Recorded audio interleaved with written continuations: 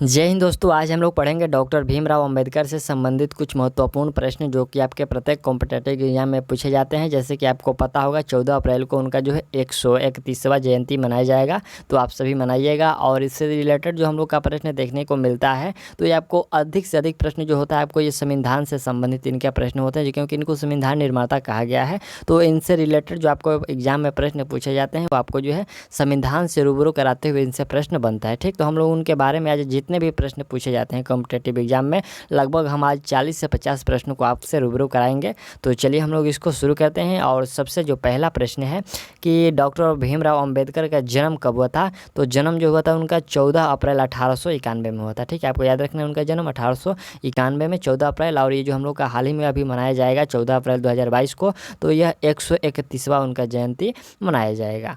दूसरा प्रश्न देखिए कि डॉक्टर भीमराव अंबेडकर, यहाँ पर डॉक्टर अंबेडकर ही सिर्फ लिखा गया है, तो उनका जो नाम है पूरा डॉक्टर भीमराव अंबेडकर का जन्म कहाँ हुआ था।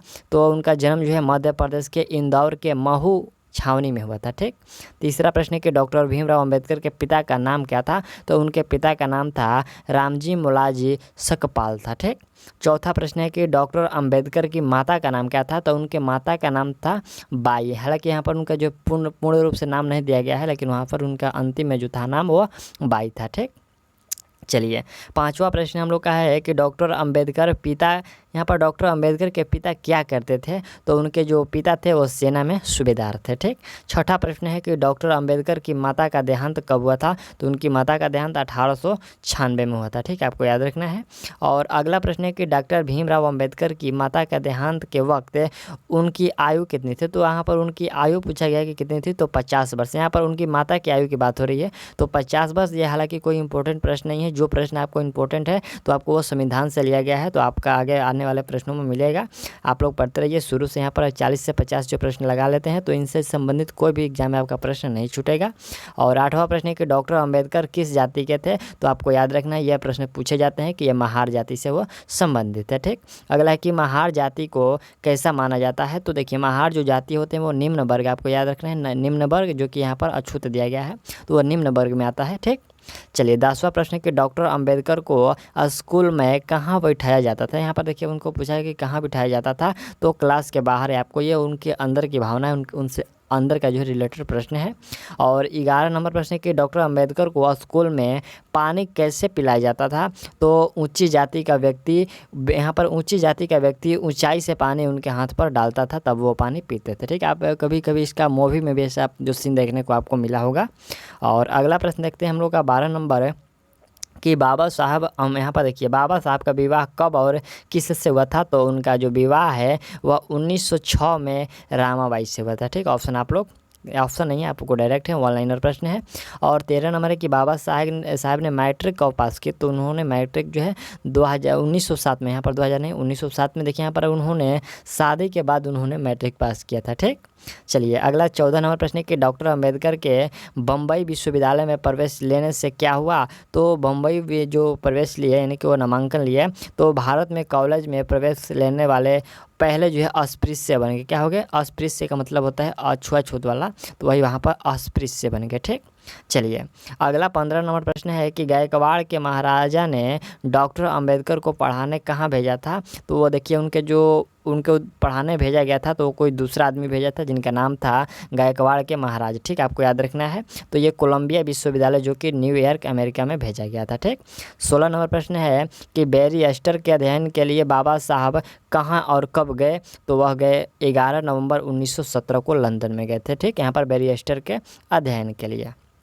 अगला प्रश्न यहाँ से हम लोग का 17 नंबर है कि बड़ौदा के महाराजा, यहाँ पर देखिए बड़ौदा के महाराजा ने डॉक्टर अंबेडकर को अपने यहाँ किस पद पर रखा था। तो यहाँ पर सैन्य सचिव के पद पर उन्होंने रखा था। ठीक, अगला 18 नंबर प्रश्न कि बाबा साहेब ने सैन्य सचिव पद को क्यों छोड़ा। तो क्यों छोड़ा, यहाँ पर छुआछूत के कारण उन्होंने जो है सैन्य सचिव पद का जो है छोड़ दिया था। ठीक, 19 नंबर प्रश्न कि बड़ौदा रियासत में बाबा साहब कहाँ ठहरे। तो वह पारसी सराय में ठहरे हुए थे। ठीक, चलिए 20 नंबर जो आपका प्रश्न है कि डॉक्टर भीमराव अंबेडकर ने क्या संकल्प लिया। तो उन्होंने जो संकल्प लिया कि जब तक इस अछूत समाज की कठिनाइयों को समाप्त ना कर दूं तब तक चैन से नहीं बैठूंगा, यह जो उनके द्वारा संकल्प लिया गया था। ठीक, चलिए अगला प्रश्न है कि डॉक्टर अंबेडकर ने कौन सी पत्रिका निकाली। उनके द्वारा एक पत्रिका निकाला गया था। ये आपको एमसीक्यू यानी कि वीवीआई प्रश्न है कि जो डॉक्टर भीमराव अंबेडकर ने कौन सी पत्रिका निकाली। तो मूक नायक नाम करके एक उनका जो है पत्रिका निकाला गया। ठीक,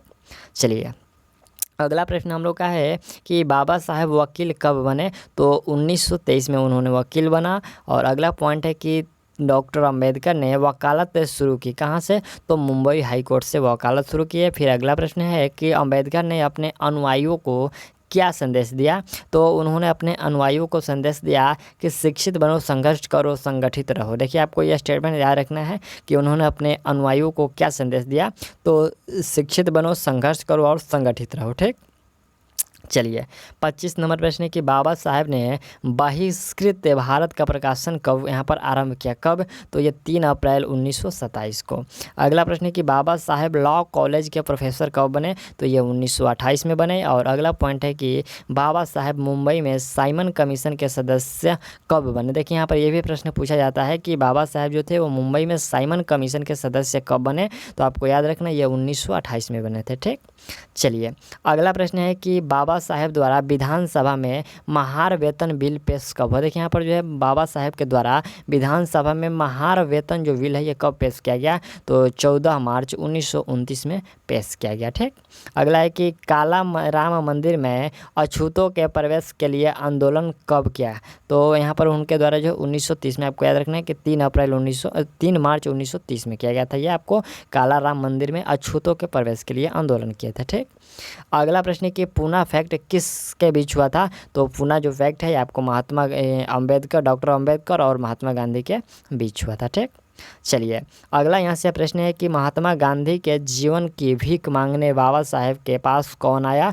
तो वह आई हुई थी कस्तूरबा गांधी। कस्तूरबा गांधी कौन थी। तो ये आपको महात्मा गांधी की पत्नी हुई थी। ठीक, चलिए अगला पॉइंट हम लोग का है कि डॉक्टर भीमराव अंबेडकर से जो है विशेष प्रश्न जो कि आपको एग्जाम में पूछे जाते हैं। जैसे कि डॉक्टर भीमराव अंबेडकर को गोलमेज कॉन्फ्रेंस का निमंत्रण कब मिला था।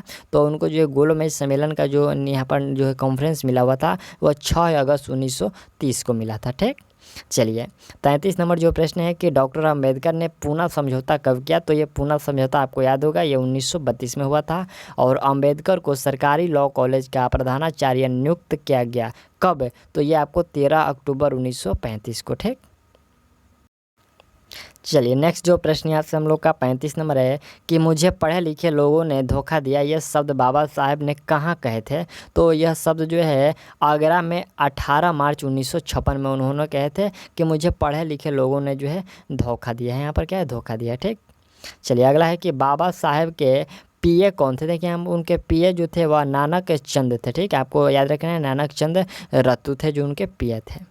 चलिए अगला प्रश्न है कि बाबा साहेब ने अपने अनुयायियों से क्या कहा था। तो उन्होंने अपने अनुयायियों से कहा था कि इस कारवा को मैं बड़ी मुश्किल से यहाँ तक लाया हूँ, इसे आगे नहीं ले जा सकते हो तो यहाँ पर नहीं ले जा सकते तो पीछे मत जाना। यह अपने अनुयायियों को ये संदेश दिए थे। ठीक, चलिए अगला प्रश्न हम लोग का है कि 38 नंबर के देश के पहले कानून मंत्री कौन थे। तो कानून मंत्री जो थे वो डॉक्टर भीमराव अंबेडकर जी थे। ठीक, अगला पॉइंट है कि स्वतंत्र भारत के नए संविधान की रचना किसने की। तो डॉक्टर भीमराव अंबेडकर के द्वारा किया गया। और अगला जो ये प्रश्न है आपका तो बाल गंगाधर तिलक और डॉक्टर भीमराव अंबेडकर से संबंधित है। ठीक, प्रश्न है कि डॉक्टर अंबेडकर ने भारतीय संविधान कितने समय में लिखा। तो वह समय जो लगा हुआ था संविधान लिखने में तो 2 साल 11 माह 18 दिन का समय लगा हुआ था। ठीक, अगला है कि डॉक्टर भीमराव अंबेडकर ने बौद्ध धर्म कब और कहाँ अपनाया था। तो उनके द्वारा जो है बौद्ध धर्म जो है 14 अक्टूबर 1956 को दीक्षा भूमि नागपुर में अपनाया गया था। ठीक, ये आपका याद रखना है कि उन्होंने जो है कब बौद्ध धर्म अपनाया। तो 1956 में। आपको इतना याद रखना है कि 1956 में। ठीक, चलिए अगला यहाँ से हम लोग का प्रश्न है कि डॉक्टर भीमराव अंबेडकर ने बौद्ध धर्म कितने लोगों के साथ अपनाया। तो उन्होंने 10 लाख लोगों के साथ जो है बौद्ध धर्म अपनाया। ठीक, अगला है कि भारतीय राजनीतिक विचारक तिलक जो कि बाल गंगाधर तिलक और अंबेडकर और जयप्रकाश नारायण, यहाँ पर ये प्रश्न क्या है। यहाँ पर इसी में देखिए यहाँ पर उन सभी के द्वारा जो उन्होंने बौद्ध धर्म अपनाया हुआ था। ठीक, चलिए 43 नंबर प्रश्न है कि राजा बनने के लिए रानी के पेट की ज़रूरत नहीं, तुम्हारे वोट की ज़रूरत है। ये शब्द किसके हैं? तो यह शब्द जो है डॉक्टर भीमराव अंबेडकर के हैं। फिर से आप लोग इस शब्द को देख लीजिए।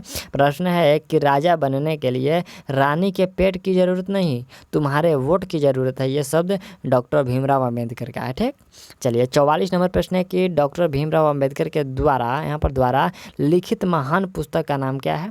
तो उनके द्वारा लिखित एक पुस्तक का नाम है द बुद्ध एंड हिज धम्म। क्या है? The Buddha and his Dhamma. Option यहाँ पर आपको याद रखना है, उनके द्वारा एक लिखित महान पुस्तक है। ठीक, अगला जो प्रश्न यहाँ से हम लोग का 45 नंबर है, तो ये हम लोग का अंतिम प्रश्न है। ठीक, इसमें आपको टोटल जो है 45 प्रश्न लिए गए थे और सभी प्रश्न में जो है VVI प्रश्न, सभी को आप लोग याद कर लीजिएगा। और बाबा साहेब को किस पुरस्कार से सम्मानित किया गया था? तो उनको भारत रत्न से सम्मानित किया गया था। यहाँ पर आपका करेक्ट है। ठीक, तो हम लोगों ने आज इनके बारे में जो है पूरा डिटेल्स से पढ़ लिया। और चलिए मिलते हैं अगले वीडियो में, और तब तक के लिए थैंक्स और ऑल दी बेस्ट।